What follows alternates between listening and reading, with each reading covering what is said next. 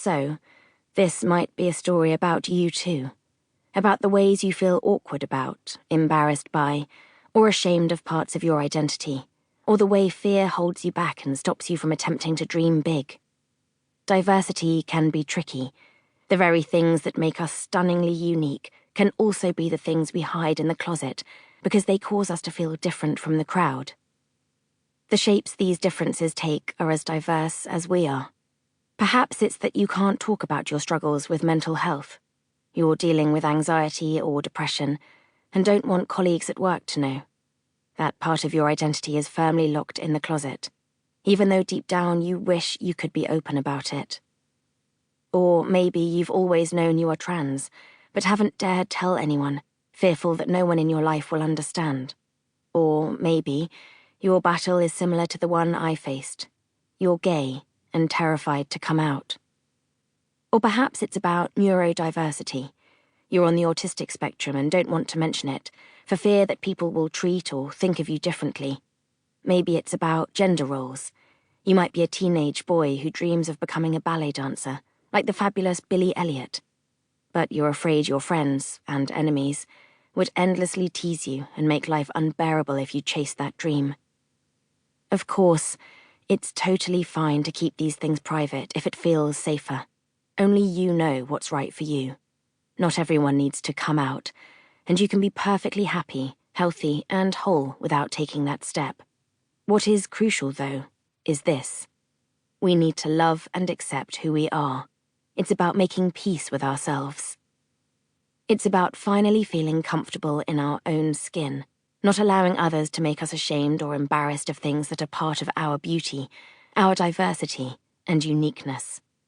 When we take those pieces, shattered by shame, and dare to be ourselves, we find healing. We're not forced to choose between aspects of our identity.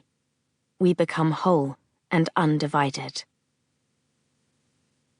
Isn't this just a bunch of selfish navel-gazing? Critics may ask. No. It's quite the opposite. We can only love others well when we live from a place of wholeness. The Christian faith teaches, love your neighbor as you love yourself, the implication being that we must learn to love ourselves first in order to love others from a place of health and well-being. Otherwise, it's like pouring a glass of water from a broken jug. Our fragmentation affects everyone. Entrepreneur and inventor Steve Jobs, in his 2005 address at Stanford University, said, "Your time is limited, so don't waste it living someone else's life. Don't let the noise of others' opinions drown out your own inner voice. Have courage." He's right. When fear and shame push us to copy the crowd, we risk living someone else's life. Everyone loses when that happens. We won't be the best family member, co-worker, or friend we can be unless we're authentic and whole. So becoming undivided is not just about us. When we make peace with ourselves and are no longer fearful or defensive, it changes how we engage with the world. If enough of us do this, the ripple effect will go far and wide, from neighborhoods to nations. Often, we humans run away from what we can't relate to, from people who seem different to us. It might be someone from a different political party, a refugee from a far-flung nation, someone from a different socio-economic background, or someone who is LGBTQ+. We build walls, bunker ourselves away, and allow stereotypes to govern the way we view the people we don't understand.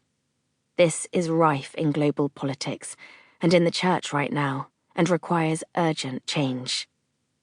Fear of the other, fear of the person who is different from you, is something I felt personally and painfully. One moment I was seen as an insider in my evangelical Christian world. The next, I was treated as an outsider. People I'd known my entire life suddenly saw me as different, because my orientation did not match theirs. I felt their suspicion and coldness as they stepped away. They didn't see me anymore. They just saw someone who was different from them, and they relied on broken stereotypes and judgments. Experiencing this firsthand has fueled my desire to see society change. So, as well as becoming undivided on